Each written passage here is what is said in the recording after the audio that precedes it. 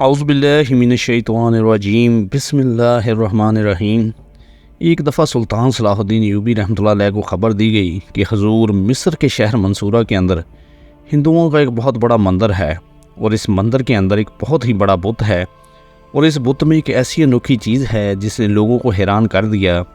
اس بت کے منہ سے بہت ہی میٹھا اور لذیذ دودھ نکلتا ہے، اور جس نے اس بت کا دودھ پیا وہ اس کی پوجا کرنے لگا، اور وہ ہندوؤں کا بت بہت سارے قبائل کو گمراہ کر رہا ہے۔ دوستو، اصل میں واقعہ کچھ اس طرح کا ہے کہ مصر کے شہر منصورہ کے اندر پہاڑیوں کے قریب ایک بہت بڑا مندر تھا، اور اس مندر کے اندر بہت بڑا بت رکھا ہوا تھا، اور وہ بت کوئی عام بت نہیں تھا، بلکہ ہندوؤں کے مذہب کے مطابق ان کا بہت ہی بڑا طاقتور خدا تھا۔ پہلے تو وہ مندر اکثر سنسان پڑا رہتا تھا، لیکن پھر اچانک کچھ ایسا ہوا کہ اس بت نے تمام ہندوؤں اور حتیٰ کہ مسلمانوں کو بھی اپنی طرف کھینچ لیا۔ اس کی اصل وجہ یہ تھی کہ اس بت کے منہ سے بہت ہی خالص اور میٹھا دودھ نکلتا تھا۔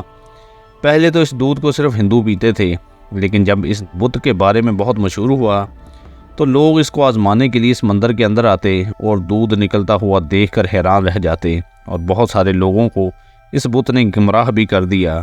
لیکن اس دودھ کے اندر کچھ ایسی کشش تھی کہ جو بھی اس دودھ کو پیتا وہ اس بت پر فدا ہو جاتا اور اس بت کی پوجا شروع کر دیتا۔ وقت گزرتا رہا اور اس بت کی شہرت پورے منصورہ شہر کے اندر پھیل گئی۔ اس بت یعنی مندر کے قریب مسلمانوں کے قبائل آباد تھے، ان کے درمیان ایک قاضی صاحب تھا۔ وقت گزرنے کے ساتھ ساتھ اس قبائل کے لوگ جب اس مندر میں جاتے تو وہ دودھ لے کر آتے تاکہ دیکھا جا سکے کہ آخر اس دودھ میں کیا خاص چیز ہے، کیا خاص بات ہے، اور جب وہ دودھ پیتے تو پھر اس بت کے پجاری ہو جاتے۔ اس دودھ میں ایسی کشش تھی کہ وہ لوگوں کو اپنی طرف مائل کر دیتا۔ جب اس بات کی خبر قاضی صاحب کو لگی تو وہ بہت پریشان ہوا، اور اس نے تمام گاؤں والوں کو ایک جگہ اکٹھا کیا اور کہا کہ تمہیں ایک عام سے بت نے گمراہ کر دیا۔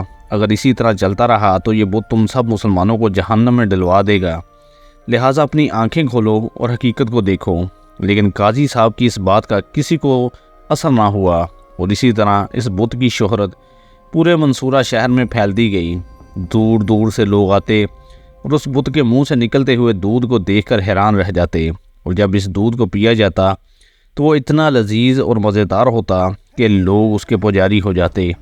وقت گزرتا رہا اور اس بت کی وجہ سے اکثر قبائل گمراہ ہو چکے تھے، اور اس بات سے وہ تمام ہندو بہت خوش تھے کہ ان کے بت کی وجہ سے بہت سارے مسلمان جو ان سے پہلے جنگ کرنے کے لیے ہر وقت تیار رہتے تھے اب وہ ان کے غلام بن چکے تھے۔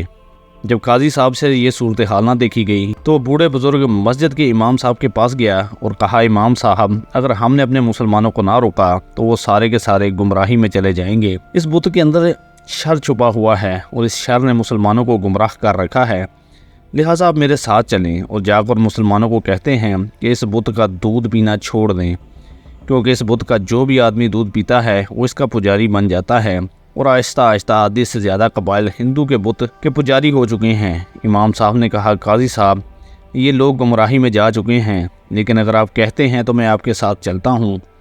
قاضی صاحب نے بوڑھے امام کو اپنے گھوڑے پر بٹھایا اور ہر گھر جا کر لوگوں کو ہدایت کی اور انہیں بتایا کہ اس بت کے اندر کوئی شر ہے، لیکن وہ لوگ تمہاری آنکھوں پر پٹی باندھ کر تمہیں بیوقوف بنا رہے ہیں۔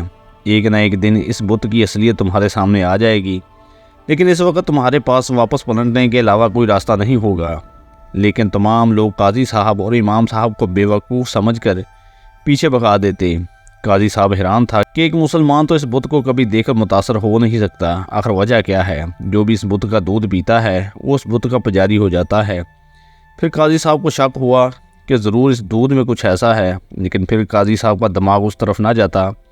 وقت گزرتا رہا اور اس بت کی وجہ سے سارے کے سارے قبائل گمراہی میں چلے گئے۔ لوگوں نے مسجدوں میں آنا بند کر دیا اور ہر وقت اس بت کی پوجا کرنے لگے۔ جتنے بھی قبائل اور ہندو تھے وہ سارے کے سارے اس بت سے جا کر دودھ حاصل کرتے اور آ کر گھر سے اس کو لذت سے بیٹھ کر پیتے اور لطف اندوز ہوتے، اور ہندو بڑے فخر سے کہتے کہ تمہارے رب نے تمہیں کیا دیا؟ ہمارا بت تو تمہیں ہر وقت اتنا لذیذ دودھ دے رہا ہے جس سے انسان بہت طاقتور ہوتا ہے۔ اور یہی ہندوؤں کی بات مسلمانوں کو گمراہ کر رہی تھی۔ ایک دن قاضی صاحب بڑی پریشانی کی حالت میں اپنے گھر لوٹا اور اپنی بیوی کو کہا کہ میں نے بڑھاپے میں پوری کوشش کی کہ مسلمانوں کو گمراہ ہونے سے بچایا جائے، لیکن میں ناکام رہا۔ اس کی بیوی نے کہا، قاضی صاحب، اب پریشان نہ ہو، اللہ بہتر جاننے والا ہے، وہ کوئی ضرور راستہ نکال کر دے گا۔ رات کو تھکا ہارا قاضی صاحب اپنے بستر پر سو گیا۔ آدھی رات کو قاضی صاحب نے نیند میں ایک انوکھا خواب دیکھا کہ جس میں وہ سلطان صلاح الدین ایوبی رحمۃ اللہ علیہ کو دیکھتے ہیں اور سلطان قاضی صاحب کو اپنی طرف بلا رہا ہوتا ہے۔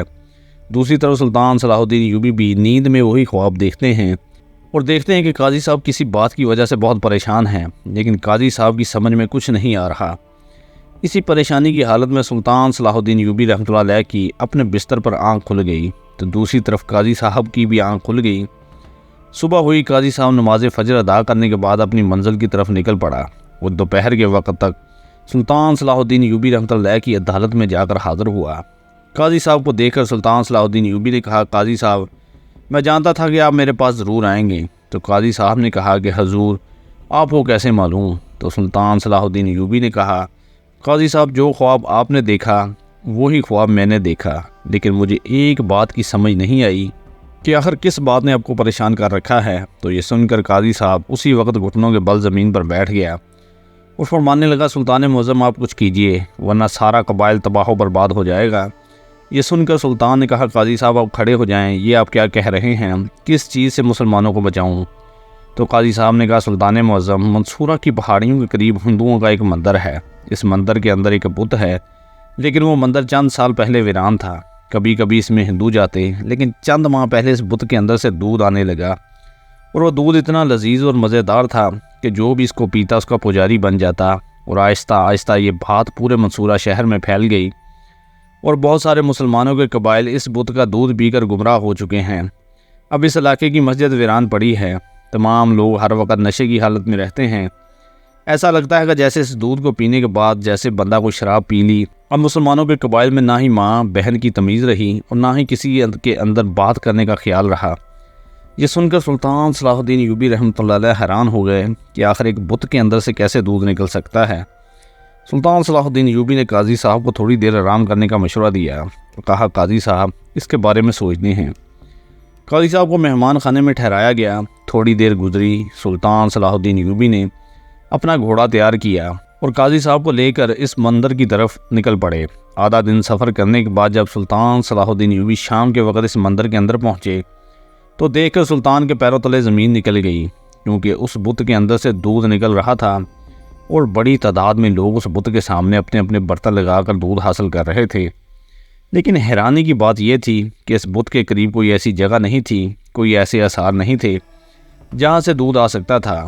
تھوڑی دیر کے لیے اس بت نے سلطان کو بھی ہلا کر رکھ دیا کہ آخر ایک بے جان بت کے اندر سے دودھ کیسے نکل سکتا ہے، اور وہ بھی بڑی مقدار میں۔ سلطان صلاح الدین ایوبی بڑے حیران ہو گئے۔ اب سلطان صلاح الدین ایوبی تو اس بت کو توڑ کر بھی اس راز سے پردہ اٹھا سکتے تھے کہ آخر اس کے اندر کیا راز ہے، لیکن سلطان نے ایسا نہیں کیا، کیونکہ سلطان جانتا تھا کہ اگر میں نے اس بت کو ہاتھ بھی لگایا تو لوگ مجھے ایک ظالم سلطان کے نام سے جانیں گے، لہٰذا اس بت کے پیچھے راز کو جاننے کے لیے ہمیں کوئی اور طریقہ کار تلاش کرنا ہوگا۔ سلطان صلاح الدین ایوبی رحمۃ اللہ علیہ اس وقت تو قاضی صاحب کے ساتھ گھر چلے گئے۔ رات کو سلطان صلاح الدین ایوبی رحمۃ اللہ علیہ نے قاضی صاحب کو کہا کہ آج رات اس راز سے پردہ اٹھ جائے گا۔ قاضی صاحب نے کہا، حضور وہ کیسے؟ تو سلطان صلاح الدین ایوبی نے کہا کہ ایک مسلمان ہونے کے ناطے یہ بات ہم بھی جانتے ہیں کہ ایک بے جان بت سے ایسے دودھ نہیں آ سکتا، ضرور اس کے پیچھے دشمنوں کا ہاتھ ہے۔ وہ مسلمانوں کو گمراہ کر کے ضرور کمزور کرنا چاہتا ہے، اور انہوں نے اس بار مسلمانوں کو کمزور کرنے کا ایک اور لہٰذا میں جانتا ہوں اس بت کے منہ سے نکلنے والا دودھ کسی اور طرف سے آ رہا ہے، لیکن یہ معصوم لوگ سمجھتے ہیں کہ یہ بت خدا ہے اور یہ ہمیں دودھ دے رہا ہے۔ سلطان صلاح الدین ایوبی نے اپنے سپاہیوں کو ساتھ لیا اور مشلیں جلا کر اس مندر کی طرف چل پڑے۔ جب سلطان صلاح الدین ایوبی اپنے سپاہیوں کے ساتھ وہاں پہنچے تو سپاہی حفاظت کے لیے تعینات تھے۔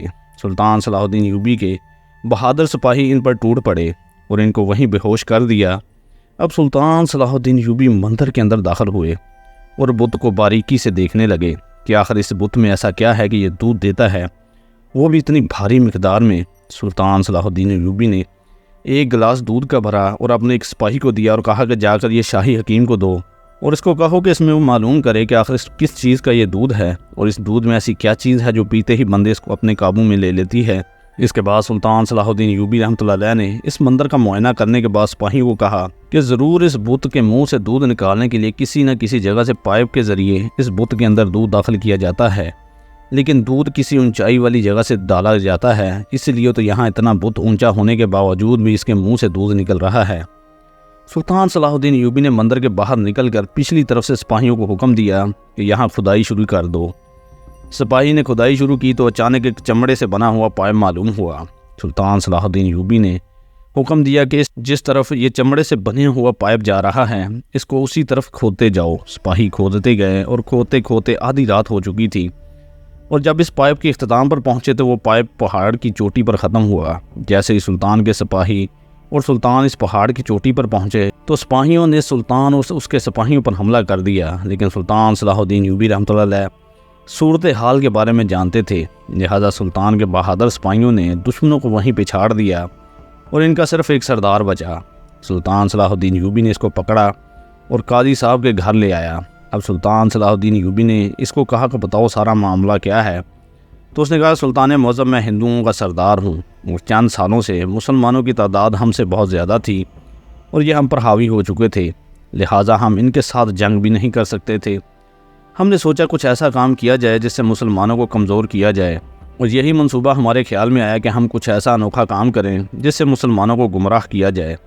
اس لیے ہم نے بھاری رقم خرچ کر کے اور کئی مہینوں کی جد و جہد کے بعد پہاڑ کی چوٹی سے لے کر اس بت کے اندر تک ایک چمڑے سے بنا پائپ گزارا، اور اس پہاڑ کی چوٹی سے بیٹھ کر جب ہم اس پائپ کے اندر دودھ ڈالتے تو اتنی بلندی کی وجہ سے وہ دودھ فوراً اس بت کے منہ سے نکلنا شروع ہو جاتا۔ اتنے میں سلطان صلاح الدین ایوبی کا وہ سپاہی وہاں پہنچ گیا اور کہا سلطان معظم، حکیم صاحب نے معائنہ کیا اور بتایا کہ یہ دودھ بہت خطرناک دودھ ہے۔ تو اتنے میں سلطان نے اس سے پوچھا کہ بتاؤ اس دودھ کے اندر ایسا کیا ہوتا ہے؟ تو اس نے کہا سلطان معظم، ہم نے اس دودھ کے اندر ایسی جڑی بوٹیاں ملائیں جس سے دودھ کا ذائقہ تو مزے کا ہو جاتا ہے، لیکن اس کے اندر بہت ہی خطرناک نشہ تھا۔ جو بندہ ایک بار اس کو دودھ کو پی لیتا وہ دوبارہ اس دودھ کو پینے کے لیے تڑپتا اور اس کو دوبارہ اس مندر میں جانا پڑتا اور اس بت کی پوجا کرتا اور دودھ حاصل کرتا۔ اسی طرح سے جو بھی مسلمان دودھ پیتا وہ اپنے ہوش و حواس میں نہ رہتا۔ وہ نہیں جانتا تھا کہ وہ مسلمان ہے یا ہندو، بس وہ اس بات سے مجبور ہو کر مندر میں جاتا اور پوجا کر کے وہ دودھ حاصل کرتا، اور ہم اپنے مقصد میں کافی حد تک کامیاب ہو چکے تھے۔ ہم نے مسلمانوں کو بہت کمزور کر دیا تھا۔ جب یہ بات سلطان صلاح الدین ایوبی نے سنی تو بڑے حیران ہو گئے کہ آخر ہندو اتنی حد تک بھی خطرناک اور گھٹیا سوچ رکھتے ہیں۔ اگلی صبح سلطان صلاح الدین ایوبی نے تمام گاؤں والوں کو حکم دیا کہ اس مندر خانے میں تمام لوگ حاضر ہو جائیں۔ تمام لوگ حاضر ہو گئے۔ سلطان صلاح الدین ایوبی نے کہا، اے ہندو اور مسلمانوں، تم سمجھتے ہو کہ یہ بت دودھ دیتا ہے؟ اگر تم کہو تو اس سے یہ بت میرے محتاج ہو جائے۔ انہوں نے کہا سلطان معظم وہ کیسے؟